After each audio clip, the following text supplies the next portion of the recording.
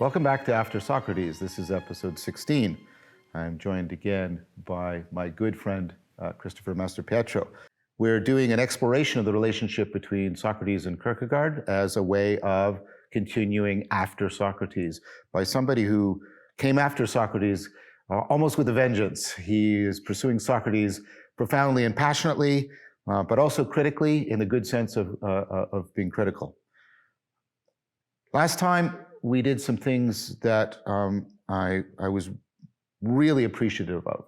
One of the reasons why we're doing this is to demonstrate a Dialogos. We will do a demonstration of the explicit practice of dialectic into Dialogos, but Chris and I have done this enough that we can often just get into that shared flow state. And that's what happened. We were sort of starting out and talking about a bunch of things, and then we got into it, and I very quickly found myself having insights about Socrates and irony and Kierkegaard that I'd never had before, and then making some very strong connections to Kierkegaard's notions of sin.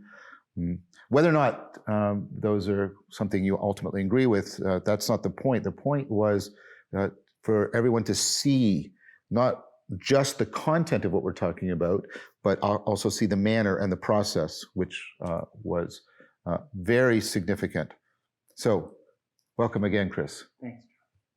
So, I propose we just take it up. We had covered some very important topics. We talked about, they've already got a lot about Socrates, but we did a little bit more about Kierkegaard's background, and then we got into some very, very deep, but I think made clear points around, irony, participation, paradox, finite transcendence, the relationships between Socrates and Jesus in Kierkegaard's mind. And so I'd like to just get back into this with you. Yeah. So we talked about Kierkegaard as being a person whose thought and action, incidentally, centers on paradox. Mm-hmm. He has a line, I think it's in Fragments. He says, a thinker without paradox is like a lover without feeling. It's a paltry mediocrity, right? That somehow acquaintance with the paradox is at the center of what it means to be a self for Kierkegaard and what it means to ultimately be religious. So would you say then that the self, and I don't mean just reflectively or epistemically, but there's something inherently paradoxical of the self. Yes, because it exists, because it can be drawn along the axis of different dichotomies, right? Drawn from opposites, right? We're incredibly finite beings, temporally finite, and yet we have this presentiment of the eternal. Right, that's the finite transcendence, yeah. That's right. There's something about us that is beholden to necessity, and yet we linger in great possibility, especially in our inward and imaginary lives, right? We float above ourselves. We're beset by fate, but we also take responsibility for our lives. Right. So we are drawn along the lines of these apparent contradictions, these dichotomies that tear us in different directions, that present dilemmas to us whereby we might be one thing or the other, and that never the twain seem to meet. But the fact of the matter is that they meet all the time. Yeah. And that irony, as we discussed last time, is the beginning of realizing the presence of the other end of the dichotomy. Right. In its opposite, right?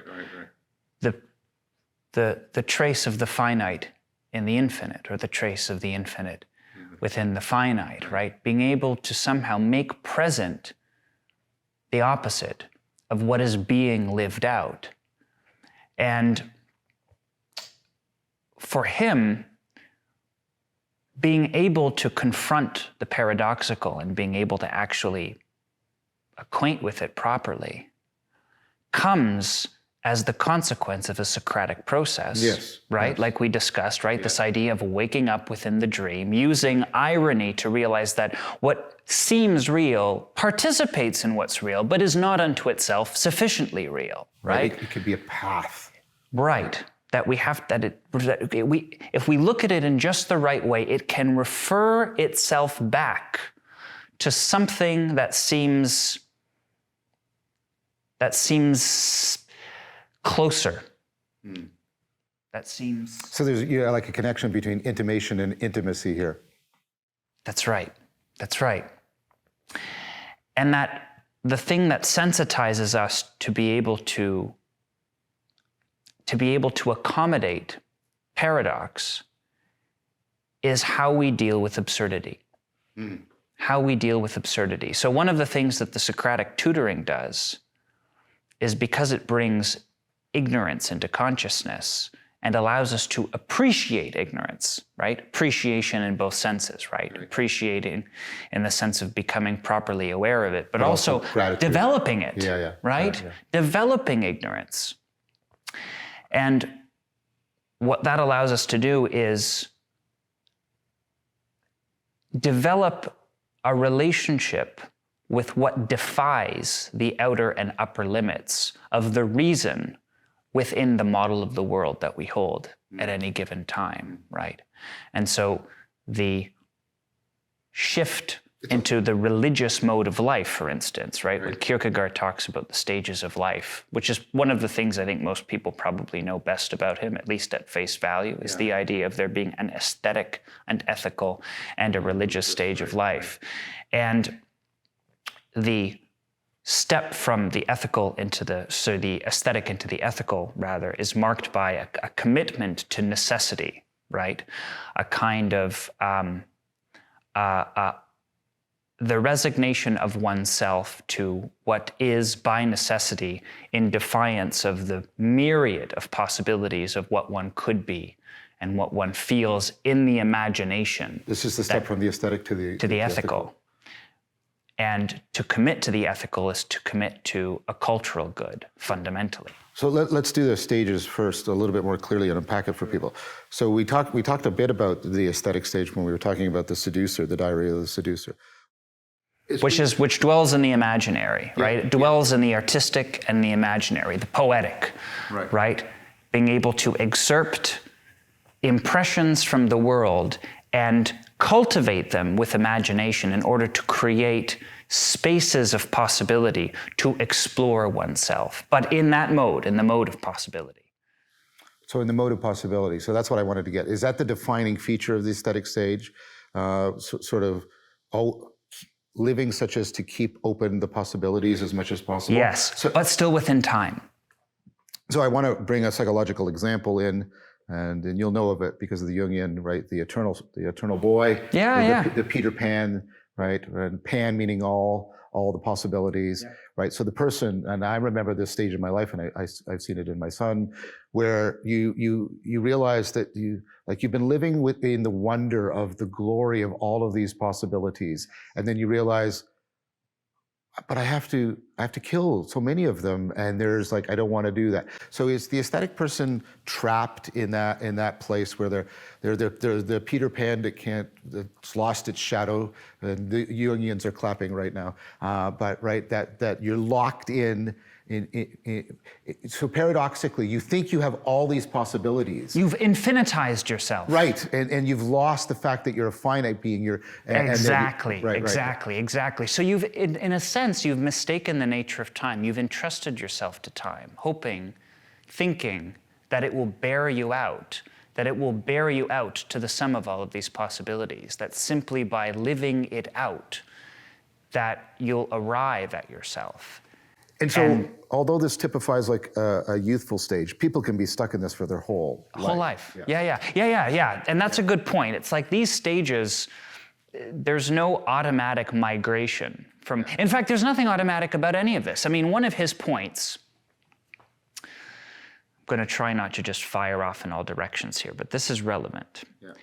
His critique of Christendom, which is one of the things that he's most famous for. It was both sort of an abstract critique, but it also eventually, toward the end of his life, concentrates on the Church of Denmark, and he has a vicious, intransigent kind of polemic with the Church and some of the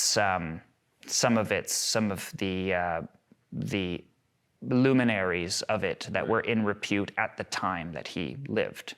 And I don't want to imply that his critique is often painted in very strident terms, and that's true. But he was as critical of himself. Yeah, that's fair. He was as the same criterion that he applied to the Christendom of his day as the measure of its failure was also the measure of his own, and he knew that. And so I don't think that there's any hypocrisy in his critique. He's implicated himself in it. And that begins to evolve in some different ways toward the end of his life. But fundamentally, the crux of the critique is, and we can talk about how this reminisces of Socrates, is that Christendom, his question, how can I be a Christian within Christendom? Which is a heck of a question, right? Right. And what he is denying is that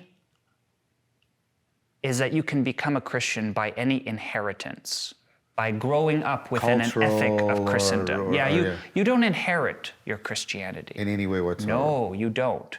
What you do inherit is you inherit the possibility thereof. So he would find the proposal of a Christian nation an oxymoronic Yes, because the nation or the state is not a religious entity. proposal. The state is an ethical entity, right? It is a universal entity insofar as it prescribes a criterion of truth that is less than ultimate, right? Compelling and formidable in its own way, but relegated to a domain that is not fundamentally in the category of the religious. Right. That is the ethical stage. It is the commitment to the necessity of a universal criterion of living that is recognized, but that is ultimately less than ultimate. Ultimately less than ultimate. What a phrase. So the idea here being that you do not inherit your identity as a Christian. You suffer for it. I was going to say, you don't just choose it either, right? You have to be, You choose it, but you choose it, your will, and I mean, this is why Christ is necessary and not simply Socrates, is that yourself is something to be suffered in order to be known. And what Christ provides for Kierkegaard is the way, the passion of that suffering is the way of acquiring a relationship with yourself in both aspects. Okay, so let's move to that. So you've got the aesthetic, which is the person gets like self-enclosed in that bubble of the glorious possibilities. And then there's a sense in which the transcendent is being emphasized at the expense of the finite. They're too heavenly minded in some sense to be too earthly good or something like that. And meanwhile, time is having its way with them. And they think they are maintaining their freedom by maintaining the plethora of possibilities when in fact they're losing their freedom. This is very insightful. And then so something happens, and we talked about this last time. We'll come back about the details. Something breaks in from the outside, ironically comes into that world, but blows them out of it somehow. And they move to the ethical stage. Mm-hmm. And the ethical stage, as you've just typified it, is that the ethical stage is to shift off of possibility onto necessity and to really emphasize, in that sense, our finitude before the universal, our subservience. In fact, we're dominated by the universal. Is that a good way of putting it? Yes. And so, what would be, what would be sort of, what would be, I gave you an example, what would be like a psychological profile example of somebody living this way? Is this somebody who, like I think of what's his name, Jarret in Les Miserables, who's about the law and the law and the law. And that was the whole point of the novel, right? Is that he doesn't see that he's lost his humanity because he is so enamored, like like there's so deeply committed. The stars, he says, like the star, like at least in the musical, right? The stars, and he's so enamored of that and deeply committed that, of course, he loses touch with his capacity to recognize humanity.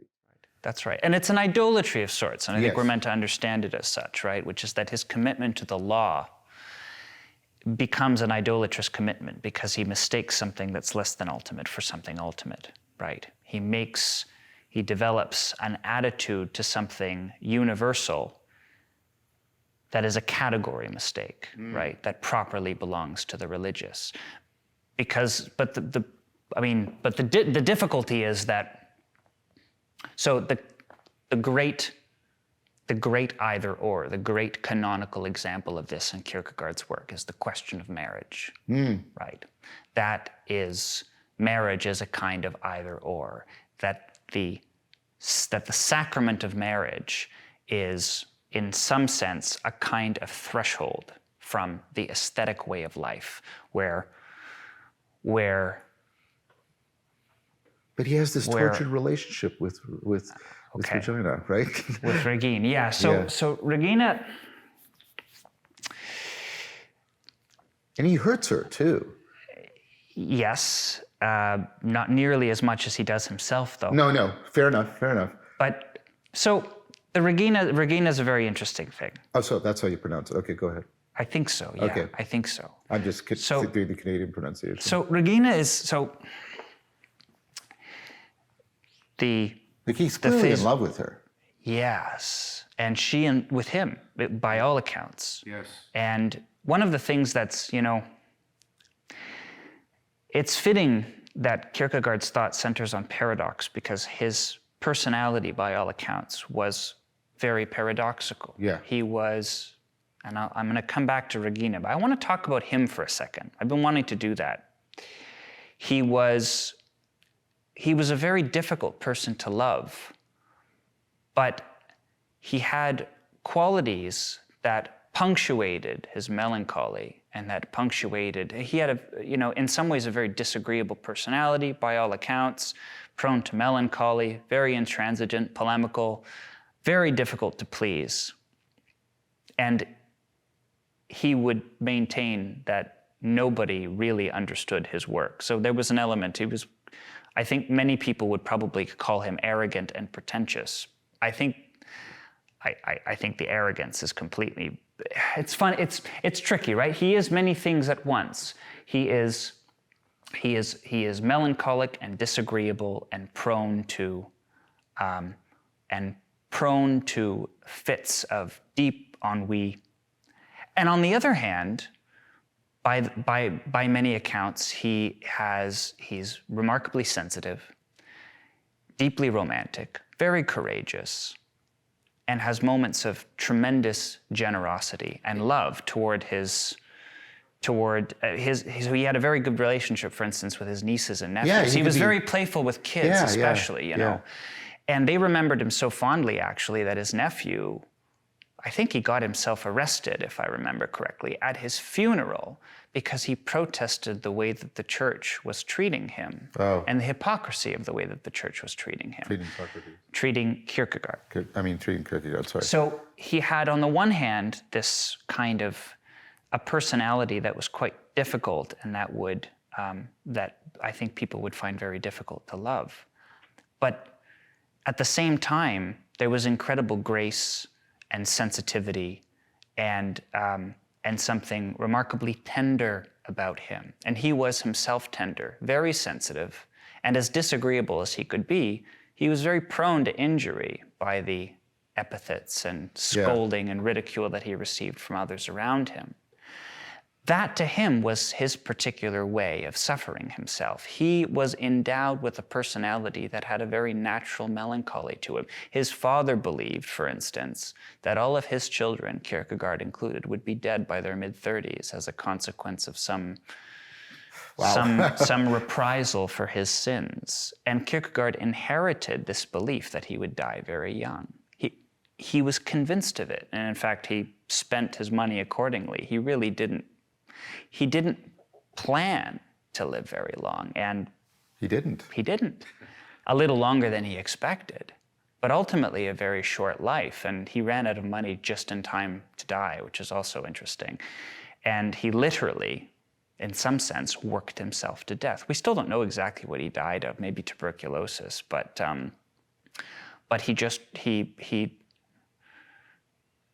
he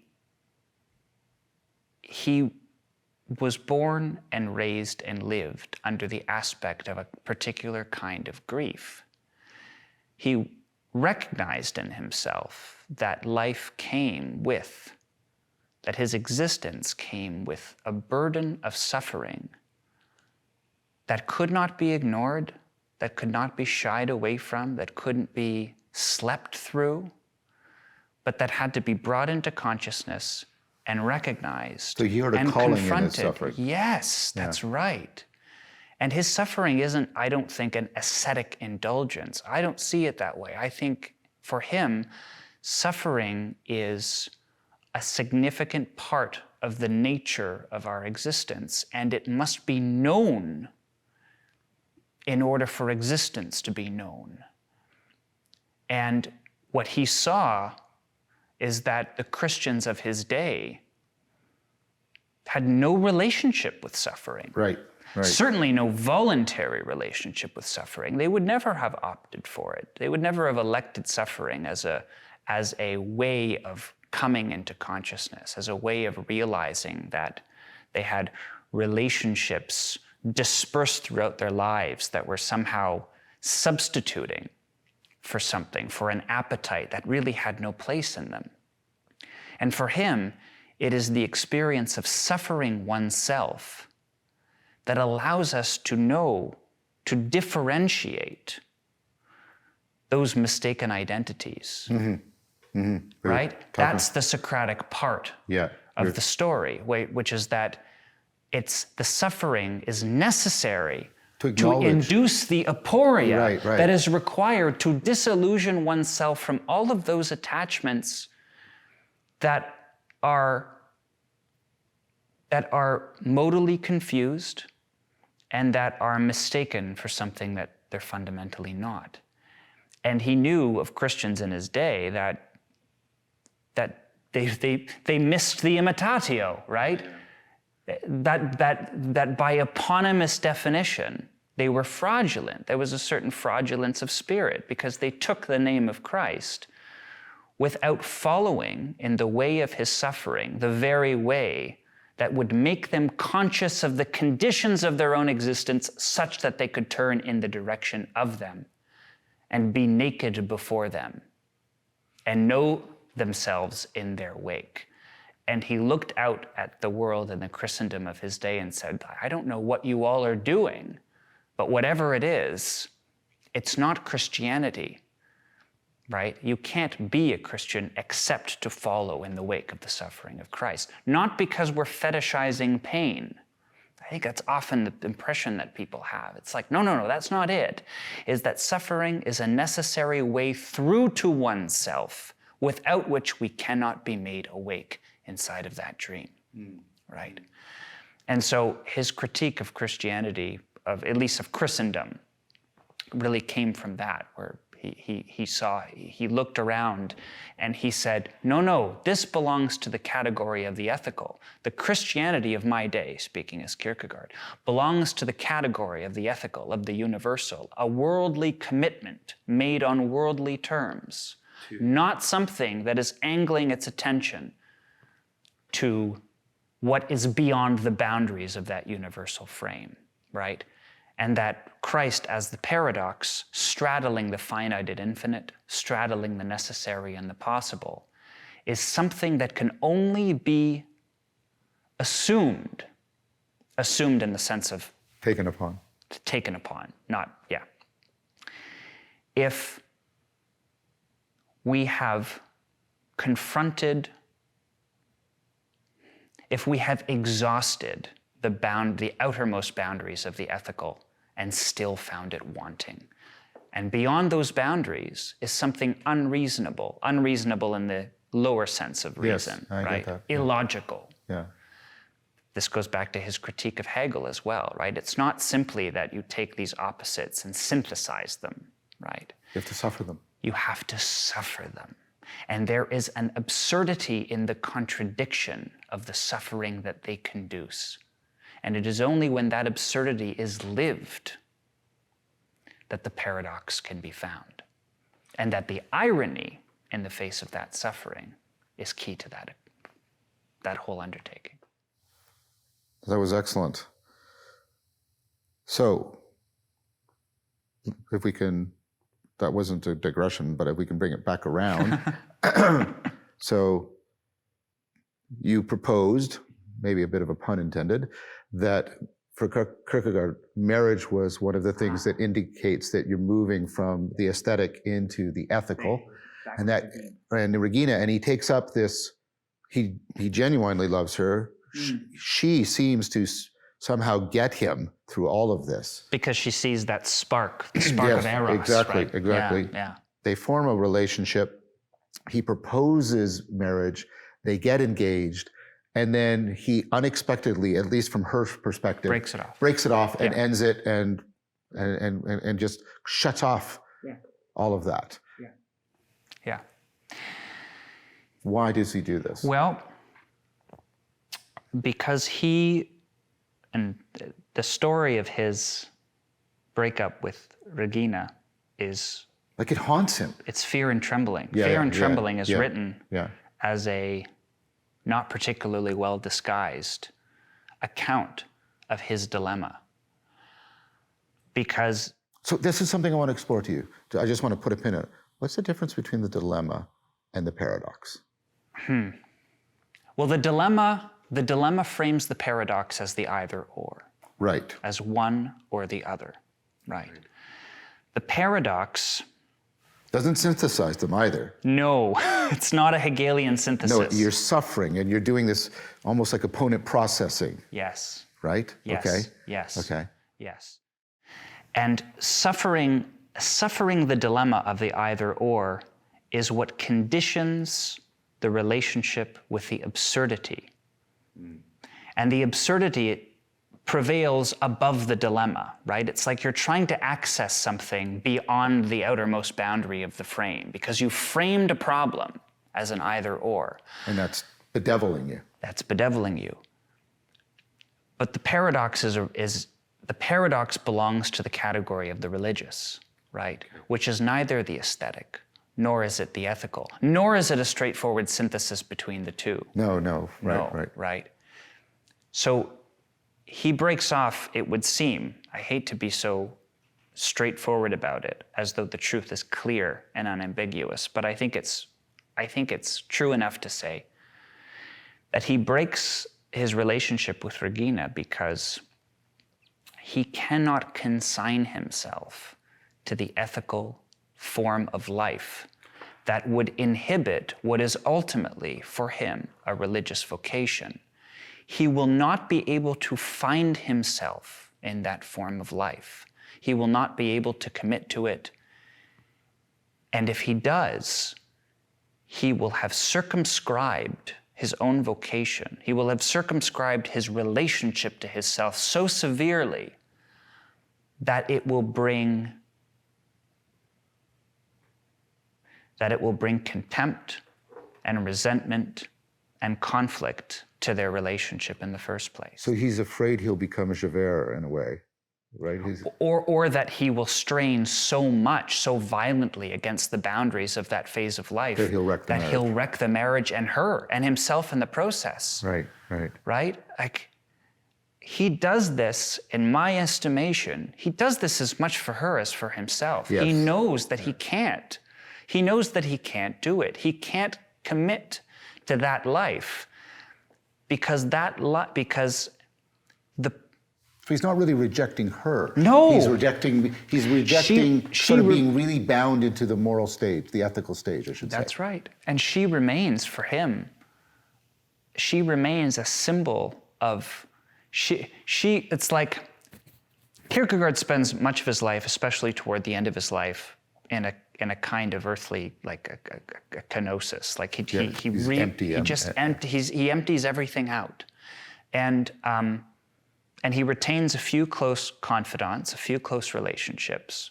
But he's very polemical and he's very disagreeable and he arouses the ire of most people and he becomes a little bit of an outcast. Very much and like some Socrates. of that, and some of that is something he deliberately cultivates, and some of it's not. But he really does own it. He takes it on. He says, "Okay, that's fine. You know what? I can't follow perfectly and properly in the way of Christ, but what I can do is I can remain atopos, like Socrates. I can dwell on the outer edges of this world. And liminal. I can be liminal. And the deprivation I will suffer as a consequence of being socially rejected in the way that he is. He's socially rejected in part because of the way he breaks off the engagement, because that's an ethical faux pas, right? It's like, how could he do that, right? He commits a kind of, it's an ethical trespass. But also because his critique of the Church of Denmark has become, like I said, very polemical. And he's also been he's become a bit of a pariah on that basis too. And of course, he's a very well-known person. And he's a very big fish in a small pond in Copenhagen at the time, right? It's not like Berlin. This is like Copenhagen is a much smaller place. Denmark itself is a much smaller place. And the way that he is received, partly as just a natural property of his personality, he's prone to fits of melancholy. Like I said, there's part of him that's intransigent by nature and very disagreeable. But part of it is that he chooses to cultivate the very thing that happens spontaneously, which is that he is rejected, roundly rejected. And that becomes a form of suffering in itself that he opts for. So Regina, I think that he breaks off his engagement to Regina because he knows that he cannot live within the boundaries of that phase of life. But she remains a symbol for him, a symbolon in its proper meaning, that connects his agapic love, that connects the love and longing he has for Christ to his worldly identity. She actually spills over the boundaries, right? I think she becomes a symbol for him in the proper sense. Yeah, I've thought of that as her being a symbol of, the aspect shift, that the I don't know what to call it, the shift from eros to agape. Right, exactly. And his relationship with her is therefore ironic because he loves her very genuinely. But for him, his love for her is also displaced from a love that is more ultimate. Right. So let's pick that up. So let's say he's not, I don't want to be cavalier or callous towards her, but he's not rejecting her. He's rejecting the way of life in a particular stage, because I'll use biblical language here because I think it's appropriate. He regards it as an idolatry of the law. He regards it as we promote a universality of a particular moral code, and we do it mercilessly. All right. And of course, there's aspects of that are very prevalent in our culture right now. So Kierkegaard isn't talking about something that's just Copenhagen and weird attitudes towards marriage. We can think about the ways in which we, as a culture, we are taking certain moral principles and we're making them these universal absolutes, and we're really, sorry, I want to speak very carefully. There are times in which we are losing touch with the humanity of the people that are involved in our moral pronouncements. Mm-hmm. So Kierkegaard's afraid of that. And that's the Lutheran in him, like the Martin Luther and the St. Paul, and the worrying about, that trying to find salvation through the law, that is ultimately doomed. You can't do that. And so he's picking that up, right? So, and and like I say, we can see a movement right now. And I'm not taking a political stance here. I'm just observing that, what we can do is we can find salvation through the law. Here is the ultimate final moral stance and everything. If we just all agree to it, then that's right. And perfection will ensue. And you can see both left and right doing this in various ways. That's right. And there is still and to be a little bit more Platonic about it, that is all a matter of seeming, right? Yes. It is all a matter of seeming. It might seem for years and years on end, but it is only a matter of seeming. And for him, to equate that with, to attach himself to it, to bind himself in continuity with it, would be something so deeply fraudulent to his spirit that he couldn't bring himself to do it. So this reminds me, of course, of Socrates being accused of corrupting the youth. Right. And being an atheist. And so by the standards of Athens, he's an immoral being, and he's ruthlessly apolitical. He pisses off both the tyranny and the democracy. And it's the democracy that in fact kills him, right? And so, and then they immediately regret it, right? And all that sort of stuff. But again, so Kierkegaard is also placing himself the way, at least I think he sees himself as placing himself into that liminal, acategorical, because the thing about the ethical stage with its universal pronouncements and universal categories is it actually has no place for the liminal. And it presents itself as completely self-enclosed in another way. And complete. Yes, complete. And complete. Yes. And so we see the self-enclosure of the aesthetic stage, and then to all this possibility, right? And now, no, it's necessity. It's necessity, and everybody must bow, and we bow down to the necessity, right? And then he wants to say, no, there is something beyond that, because that is nevertheless, right? Now you're so into the finite that you've lost the taste of the infinite. Yes. You've lost the eternal, and you're still hopelessly dedicated to the temporal.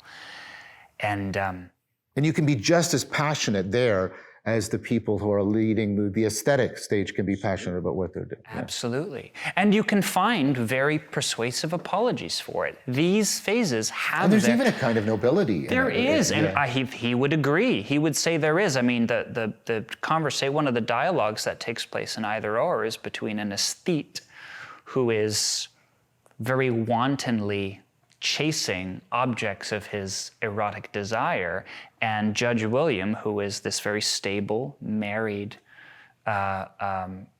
person who is trying to extol the virtues of marriage, the virtues of relative stability, the virtues of the finite, the virtues of steadfast worldly commitment to this aesthetic, wanton young man. And he's doing so very persuasively. Like when Kierkegaard's writing in that perspective, he's committed to it. And Kierkegaard finds great dialectical and Socratic necessity in periodically committing to a perspective to understand its ambient quality, to understand its mood, to live inside of it, to know its particular... Each can be valorized. The problem is that you can valorize it while remaining ironically aware of the fact that it's not enough, and it's not final, right? And it is not where you must end. And he dies to, there's this phrase, dying to himself. He continually dies to himself, which is that he forfeits, he sacrifices the self, Kierkegaard himself, the self that belongs to any one of these stages and forms of life dies, right? Dies with its attention fixed on what is paradoxically more and other to what is being lived out now. And yet, through irony, is continuous with it insofar as you find the traces of what is missing in the world in which you happen to find yourself. So again, in the end, Javert commits suicide because that's the only way he has to actually die. That's the only way he can respond to the fact, because he gets hit by the realization that he has lost his humanity. Yes. Right.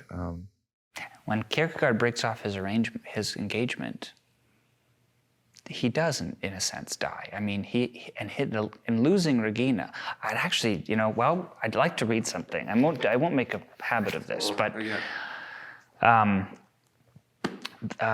this is the last letter that he writes Regina, which she never receives. She never receives it? She never receives it because he, being very decorous and very proper, he sends it to her husband. She marries eventually. So he sends it to her husband. A man named Schlegel, not the Schlegel, another Schlegel. And he sends it to her husband to be very proprietary about it, and her husband does not pass it on. But this will, I think, boy, this bear in mind, this comes, I think this is in 1949, not long before he dies. 1849. Sorry, 1849. And it's important to say, I mean, we know far less about her perspective in all of this than we do his, obviously. But by his account, they do begin to very subtly, very tacitly it's not as though he ends their engagement and then there's acrimony between them to the end of their lives. It's not quite that. It seems that there is a lingering fondness, there's a lingering connection between them.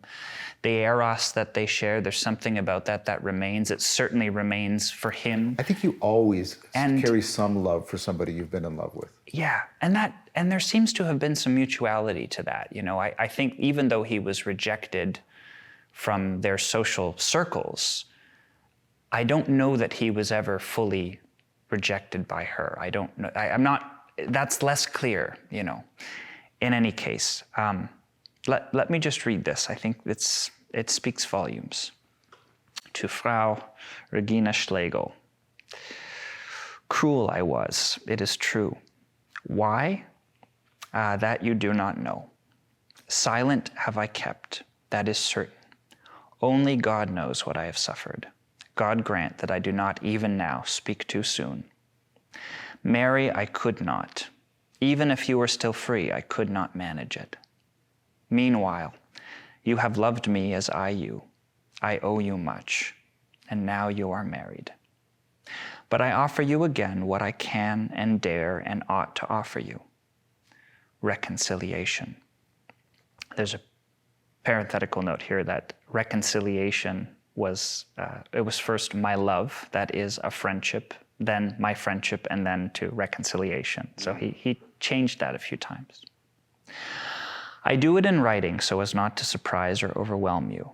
My personality has perhaps once worked too strongly upon you. It shall not happen a second time. But consider seriously, for the sake of God and heaven, whether you dare entertain such a notion, and if so, whether you will speak to me immediately or first exchange some letters. If your answer is no, then you must remember, for the sake of a better world, that I have made this attempt.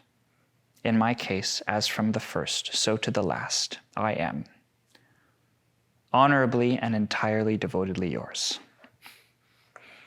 Søren Kierkegaard. That gets me every time, that letter. So what I think is clear is that there's a line that he repeats in The Sickness Unto Death when he's talking about this condition of despair, which is that it culminates in a kind of forfeiture. You have to give up yourself precisely to gain yourself, right? That if you follow in the pattern and path of Christ's suffering, there is sacrifice as an implicit feature of that way. But what is being sacrificed in some sense is precisely what is then being gained, right? He brings up Job as an example of that, as a scriptural example of that, right? And there's something like that going on with his rejection of marriage to Regina. He rejects marriage with her precisely so that their relationship can endure and belong properly to the category of spiritual life to which he aspires. He doesn't want to banish her from his life. In fact, he goes to great pains to keep her symbolically present. What that means to her is ultimately less clear. But she remains, like I say, sacred and symbolic to him right up until the end. So,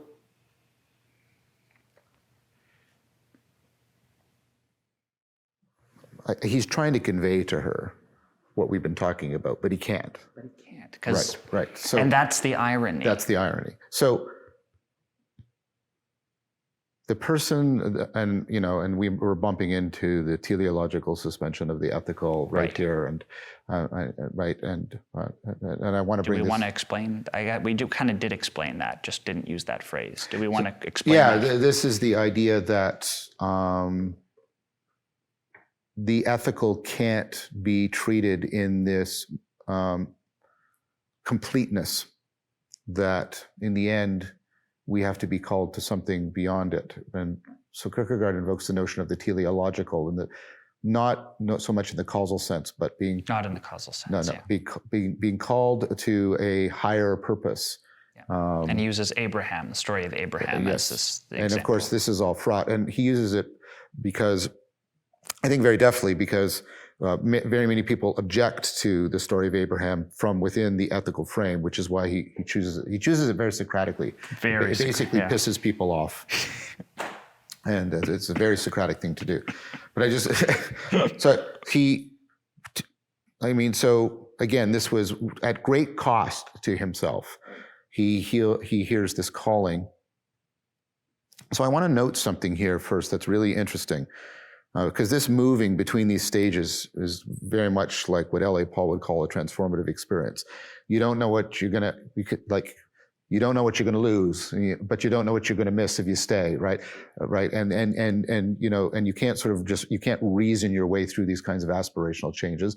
She gives the example of becoming married as one of the, having a kid, getting married are examples of these transformative experiences, and the fact that, right, we are perspectively and participatorily ignorant as we stand within one stage or one way of life and consider the other, because, right, I don't know what it's going to be like, right, to be married to X until I'm married to her, and I don't know who I'm going to become until, right, and so I lack the perspectival and the participatory knowing. I can have all kinds of propositional knowledge, but it's effectively useless, right? And then the point is, well, then I shouldn't do it, but precisely because you're ignorant, you don't know what you're missing.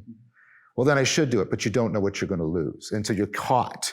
And you can get, sort of trapped there in a kind of existential inertia because of the ignorance. And so one of the things that's always intrigued me, and this is very pertinent to Socrates too, because Socrates sees the calling from the cave into wisdom as exactly that kind of transformative experience. So although he's making all these arguments, Plato knows that you can't argue somebody from one stage to another.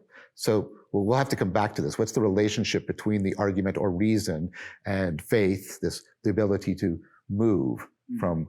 But what's intriguing to me here, and that this goes towards, I think something about what Kierkegaard means by faith and what we've been talking about with finding the through line, is he has a sense. He has a sense of the inadequacy. See, what I'm trying to get at is, I think this is kind of, there's something missing a little bit. I don't want to criticize Laurie's work. I think it's astonishingly brilliant, L.A. Paul and Agnes Callard. But there's a sense in which you are ignorant, as profoundly as they say, and I think Kierkegaard gets that. But you're also called. Yes. And they both work simultaneously. Yes, that's the thing I'm trying to get at. Yeah, that's right. That's Socrates and Christ. Yes. There we go. Yeah, right? yeah. They're paired. Yes. You've just done that. You've just paired them. Yes. Because the ignorance, the tutoring, the learned ignorance, the tutoring of that ignorance into awareness, into ironic awareness, that's the Socratic role. And that gives you kind of receptivity to the call. That's what I mean. That's what I mean as one by Socrates as a preparation for Christ. I don't mean it sequentially. Yes, I don't mean it sequentially. I don't mean first comes Socrates, then comes Christ. I don't necessarily mean it that You would way. always be living them together. You do, and he does, clearly. Yeah.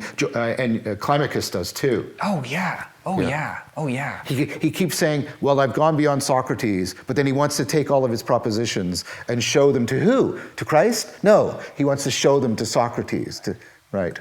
Okay, so let's go back. That goes back to, right? You said Socrates is his teacher, but he follows Christ, right? Christ, it is only, remember I said he needs Christ because Christ is the relation. What does that mean? For Kierkegaard, his self is the I-thou relationship with God. Okay? So his understanding of the self is essentially an I-thou relation to God. It is inherently relational. And aspirational. right? That we are gathered together, that we are dispersed across these dichotomies, Possibility right? and necessity. Finite and infinite, Yeah. et cetera, right? We are distended into contradiction across time, right? Augustine, right? Time is the soul's distension. That's very much present in Kierkegaard, that idea, right? You must not entrust yourself to time. It will distend you. But the reason that Christ is necessary is that I-thou relation with God is the resolution of that paradox, right? We are gathered together. These dichotomous aspects are gathered into shared identity by being related to another that knows them as one, right? This sounds like Nicholas of Cusa through and through. Yeah, I mean, it's incredibly Platonic, right? Yeah. That our nature of being many is gathered into unity by a comprehending. We are one by the one. We are one by the one. There you go, and that's it, right? That's it. We are known back together by the knowing of God. That we are drawn into absolution by having a relationship with the absolute, by whose measure of knowing we are made one. And Christ, as the incarnation of that paradox, is the way of being related back together, right? That the assumption of his paradox, which happens through the assumption of his suffering, right? You're meant to be inaugurated into the perspective of the suffering of Christ, right? To imitate, the imitatio, to play on, to take on the paradox. Now, you're not meant to understand it. That's the whole point. You can't. It's absurd. You know it. He talks about it in terms of belief, but belief it's the wrong word for us. In the sense of commitment to, Believing. Giving your heart to, right? As you often say, right? It's a relation. It's like belief is fine as long as we understand belief as I believe in you, John, my dear friend. I believe you. Belief is an expression. It's an entrusting. It's an entrusting. Exactly. And being true to. Exactly. It's the expression of the felt quality. Belief is an expression given to the felt aspirational quality of being in deeply faithful relation to one whose knowing is well beyond you and in whose knowing you are gathered together again. So I like this, and I like the shift you even did it in terms from faith, which has taken on a particular meaning, to faithfulness, which retains the older understanding. That's right. That's right. Which makes it not simply propositional. No. But that's why you can say something untrue, like in irony. I can say something to you that I know to be untrue, but I can say it very truthfully. Yes.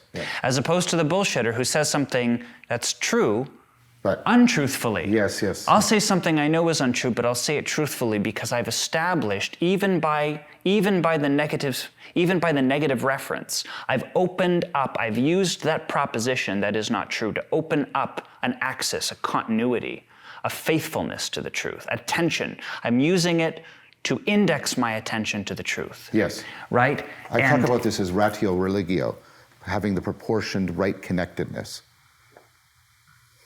So, does the person who's on the cusp of the moral stage, like they're in it. Ethical, you mean? The ethical. I keep saying moral because I'm hearing moral codes in my head. Sorry. Who's on the cusp between the ethical and the religious, right? I take it that in some sense they've had a realization of they have not done the Hegelian synthesis, but they have put the aesthetic and the ethical into dialogue. Mm-hmm. And they have realized that they both have a true aspect of humanity, mm-hmm. the possible and the necessary and all the other dichotomies.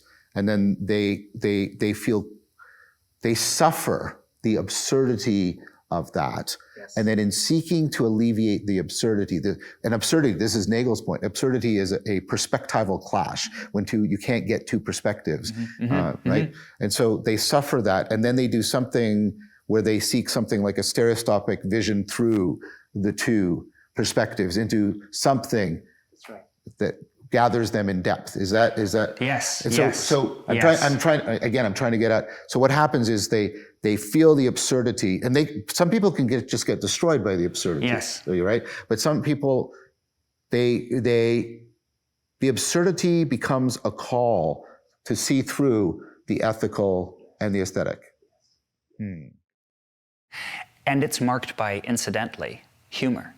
Yeah. Humor. Well, humor is playing between perspectives, and then humor is the perspectival clash. But that gets resolved in something that transcends the presuppositions of both the perspectives.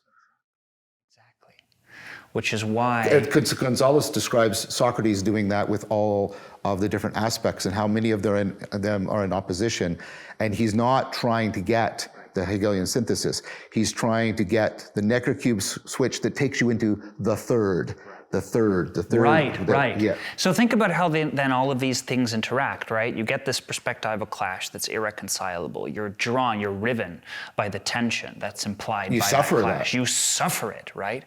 But then if your suffering becomes a matter of cultivated suffering, not just incidental, if it doesn't just happen to you, but if you actually opt for it, if you turn your will in the direction of it. And that's the identification with Christ. And that's the identification with Christ, right? So this is happening. I'm suffering to it. I'm suffering it. Right? I'm suffering this perspectival clash, and I'm somehow, like, these dichotomous aspects of my existence are so fundamentally at variance with one another that I am at variance with myself. Right. I am not myself, and the irony of that begins to become very destructive, right? And then that's exactly where Christ, the symbol of Christ, I shouldn't say that, I mean, symbol is my way of understanding it, but that's where Christ intercedes, because the cultivated suffering of Christ is precisely to suffer the experience of being riven by those dichotomous aspects that are so at variance. Represented by the divinity and the humanity, right? The temporal and the eternal, et cetera, et cetera. That's right. But, and the claim that they're somehow one, but not logically identical. And they're not logically identical at all, right? Which is why they are collapsed together in the symbol. And by identification with the symbol, the pattern, as it were, they come to share a oneness of identity. But it is only in that symbol that they share that identity, right? The eternal that incurs upon the temporal. And that's where the matter of offense takes in, right? Yeah. Because that suffering, that fundamental, that acute amplified sense of sin, of being at variance with oneself, of not being oneself, of being somehow implicitly unidentical to one's own existence, that can draw in one of two directions, right? Then being presented with a symbol a symbol that can somehow resolve that paradox, then provokes one of two reactions, which he talks about, right? One is offense, and the other is faith, which is an accepting of the relationship. And that's the imitatio, right? So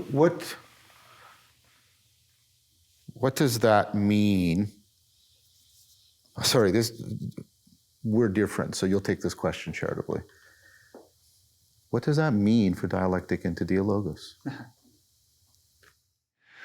Well, let's think about because we keep seeing these deep resonance between Kierkegaard and Socrates and Christ and Socrates, and so much of what you've been saying here I've already been talking about with the Socratic love of the good that you can never possess, et cetera, et cetera. So what do you think, how does this resonate back? How would this resonate back into people wanting to practice without falling into Christendom? I'm speaking by analogy. Because it's clear, and we make it clear, this is why we distinguish between dialectic and Dialogos. Dialectic is something you can practice, but you can only participate in Dialogos, right? And so I'm trying to I think there's something really profound to learn from what we're doing here, right? For people who want to follow the through line, to the through line of the through lines, if I can put it that way. Dialogos. Yeah. because I mean that is also the fundamental ontological claim about Christ, that Christ is the Logos as well. So,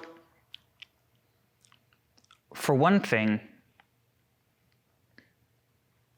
I think one of the things that happens in dialectic and Dialogos is that let's talk about these dichotomous aspects of ourselves. Yes, I think that's where to start, exactly. Yeah. So, I have this experience, I know when I'm in Dialogos, which is that I am reminded, I come in with all of these infinitized ideas about, what ought to be said, what I'm going to say, what I'm going to propose.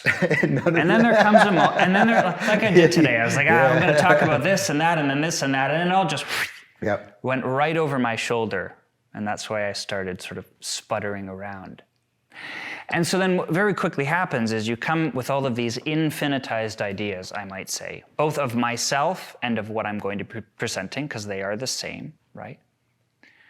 And then at some point, and it happens very quickly, depending on the Dialogos, is that I am, let's say, I become hopelessly finite again, right? I realize that whatever grip I had on the proposal or the topic or the virtue under discussion is very abbreviated very quickly, right? I reach the back wall fast, much faster than I anticipated. And then I'm thrown into the other side of the dichotomy, right? I'm kicked over into this experience of being remarkably circumscribed, remarkably limited, remarkably constrained. And the only way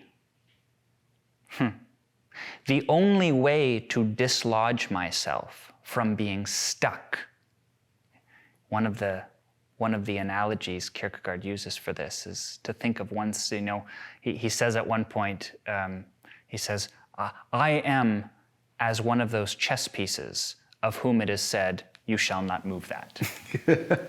Right? Yeah. That's what it is to be in that ethical sphere, right? Which is that you have a place and the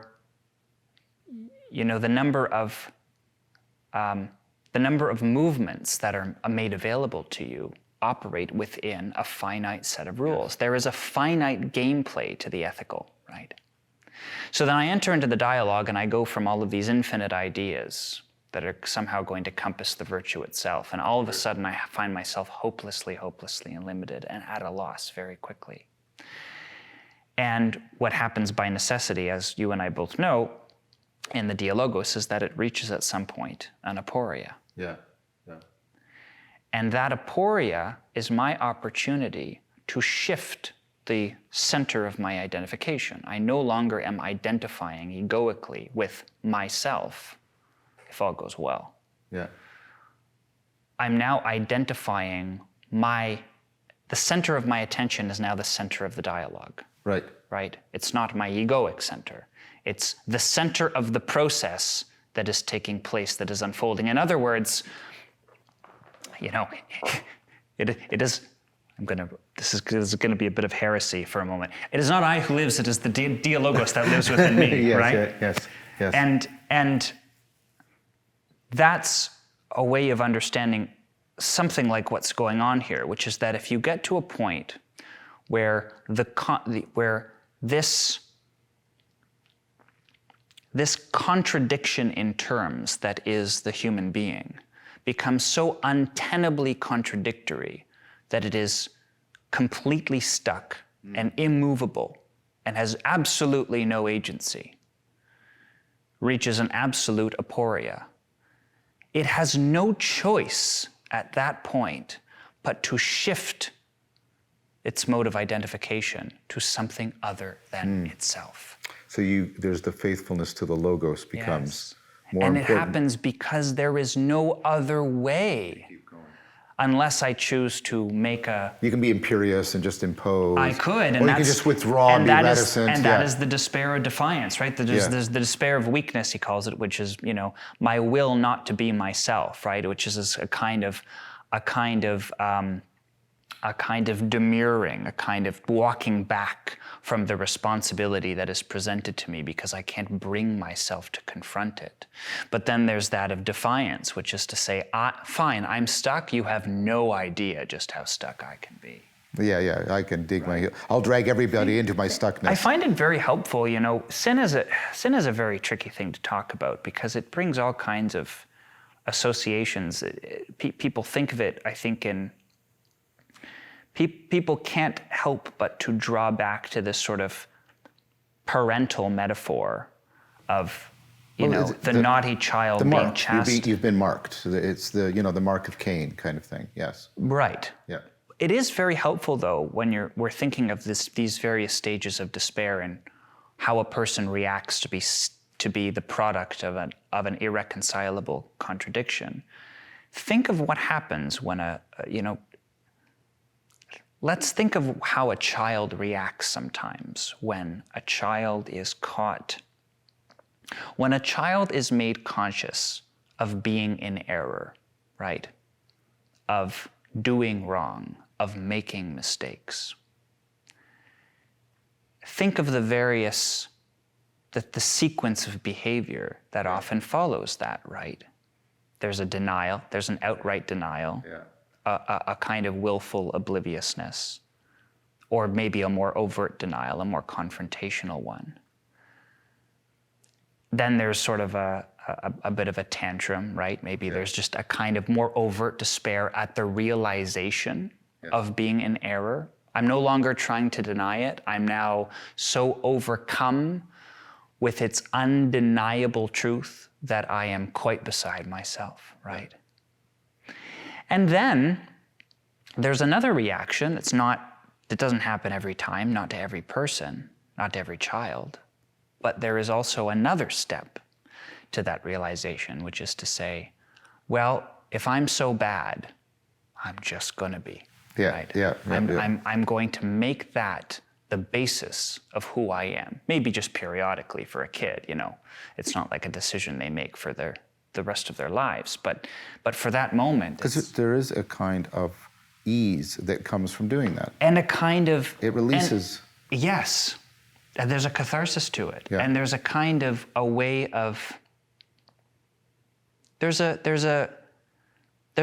real intelligence to it as well, right? It's like I've found that I have a facility for this, and I'm going to, rather than deny it. It's like Megamind. That's what in the right. Yeah, I'm then going to be the supervillain. This is now what I am. Yeah. I'm going to make. I didn't think that this was a possibility, and now clearly it is, and I'm going to make a necessity out of it. Right. I'm going to make an absolute. I'm going to be determined.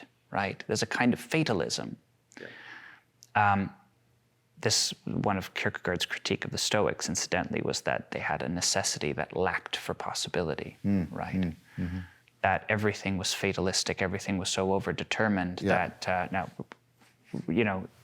I mean, however we respond to that critique, but this idea that we can make a necessity that is not, in fact, necessary. And so the adult, as the child is to the adult, right? The adult is to the sage. So now imagine that same sequence of reactions, this time in an adult, as opposed to just a child, right? That when an adult awakens to find himself living in error, the prospect of being resolved by something, by having to become something so outside of himself, is a great offense. It is a great offense to the determined autonomy of will that he has now established. Right, which is taken to be a prototypical definition of being an adult. Right, so I want to bring this back around, because I think one of the things you can see, and we've been doing these, we've done like 3 workshops, and we've been doing examples all over the place, and right, you can see people, and it's a good, this is not a criticism, but I'm doing this mapping because it's helpful. You can see people get aware of all the possibilities of the virtue. They get aware of the multi-aspectuality, and that's amazing, right? And they can get just sort of caught up in the wonder of that. And we shouldn't foreclose on that on people, especially when, right? But then you can also you can see other people who, well, yeah, but we need to come up with a rule. We need to come up with a definition. We need to lock this down, right? And that's very much like moving into an the opponent process. Right. And there's so the first is like the aesthetic, and the second is like the ethical, right? No possibility, no necessity, no, right? And then what we try to do, especially because we have a sequence of like 4 people, is for the whole group, because you constantly shift. Not only are you shifting between people taking the role, right? People are constantly trying to expand beyond, and you can get to a place with some people where they can see, like, wait, somehow, and even when we have the larger reflections afterwards, some people are trying to articulate how it can be both. Yeah. Right? They're trying to articulate how it can be both, and usually that's often the majority of people, but there's some minority of they want the resolution, and then the point, of course, is, and this is exemplified in the Platonic Dialogues, right? Is right, the resolution is not going to be found by picking either one of those, right? But like you said, you don't want an adversarial, you want an opponent processing that gives you something like stereoscopic vision, right? That makes you realize that you will always participate in the virtue, but you can never complete it. You are always a lover of wisdom, never wise. But nevertheless, that doesn't mean that you shouldn't be, because this is part of the Socratic problematic, right? That Socrates doesn't produce the knowledge that he claims is necessary for virtue, and yet he turns out to be as Plato says at the end of the Phaedo, he's not saying it, but one of the characters. Socrates was the wisest and just best person of all time, kind of thing. And so part of it is to see exactly that in the process of dialectic and dialogos, we have to, like the eponymous, like the pseudonyms, the pseudonyms used it. Like you talked about how Kierkegaard goes and says, no, really live that, really be that. You have to really get the wonder, right? But you also, right, you have to really appreciate the search for clarity and for decision, but you don't want to stay on either place. Mm-hmm. So when you're doing that, when you're doing it on the particular virtue, right? People often get a sense of this, and which is, there's so much I don't know, mm-hmm. in a really positive sense, and then there's so much I don't know in a negative sense, mm-hmm. and then you get the people who are saying, no, somehow I have to be doing both. I have to do the learned ignorance, right, in order to enter into properly loving this virtue, honesty, right, or faithfulness, etc. Right. And that only happens not because those two opponent processes because naturally synthesize. No, it's the logos in the Dialogos that makes it possible. So the people there's people who just see, right, but like the perspective, all the possibilities, and then there's others. No, but we need to come to some conclusion, right? But the people who step out and see, I need both, they're enabled to do that because they're not only listening to themselves and each other, they're listening to the logos. Right. They're listening to the logos. Right, which comes clear only from within, only when you become embedded at the center of that tension. Because it's simultaneously shining into whatever frame you're building, but also, and really hear this word, drawing us with it beyond into the mystery. Yeah. Always and so because it is that paradoxical presence, it has the possibility of calling to us when we are actually inhabiting the paradox between these two demands for exploration and wonder and clarity and conclusion. Right. So when we straddle the boundaries that are drawn between those two, only then do we become sensitized properly to develop a relationship with the absurdity of the logos that is neither and both. That's right. And then the point about that is that ultimately puts us into right relationship, ratio religio, with the fact that our sense of realness is itself inherently paradoxical. The real is that which confirms, and the real is that which surprises.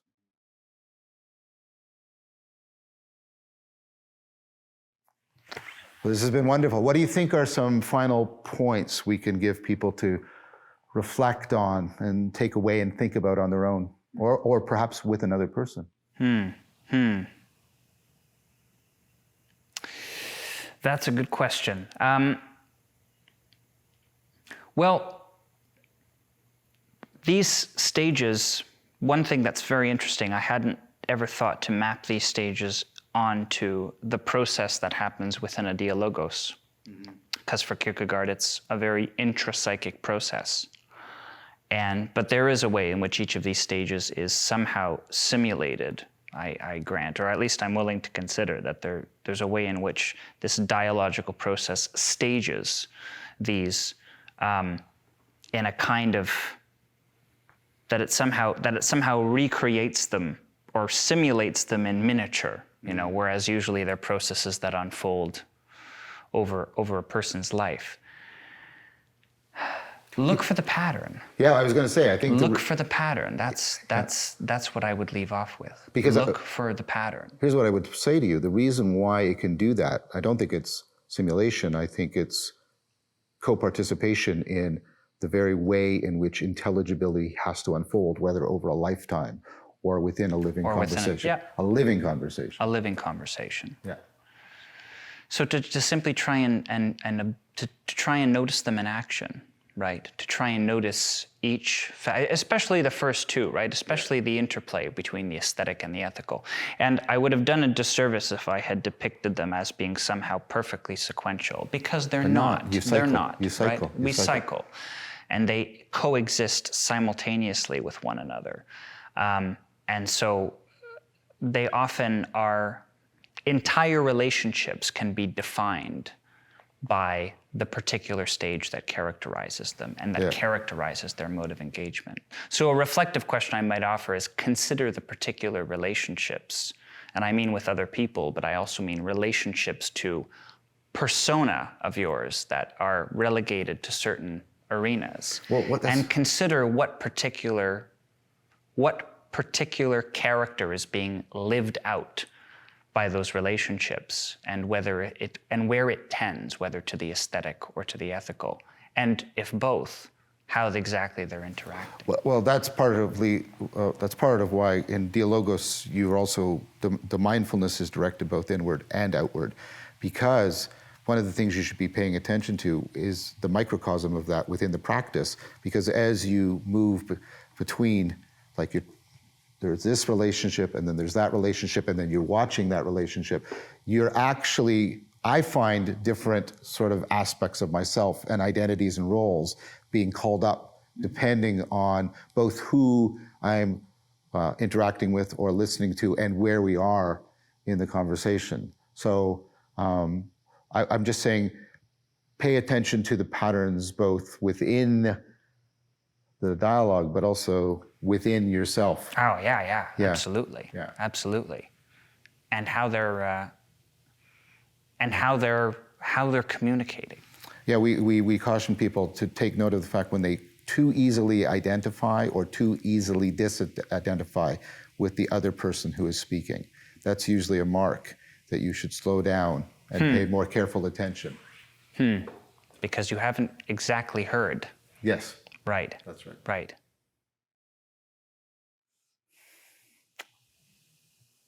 So we haven't really concluded this. As you can see, this is going to be open-ended. Chris and I will do some practices But this is all we're going to do for this particular episode. And so thank you very much. Thank you very much, all of you, for your time and attention. Take good care. I think one of the things both of them can teach us is a much more philosophically astute and refined sense of irony. Right. Which is needed. Right. So for one thing, irony is not a temperament. No. Irony is not an attitude. Irony is not a behavior. Irony is a relationship with reality. Okay, let's maybe start there. Let's think of it in properly Platonic terms. Like this term I've been using of orientation. Yes. Okay. Irony presupposes that there is a discrepancy between appearance and reality, which also means that it presupposes that there is, in fact, a reality that grounds appearance and that is concealed behind it.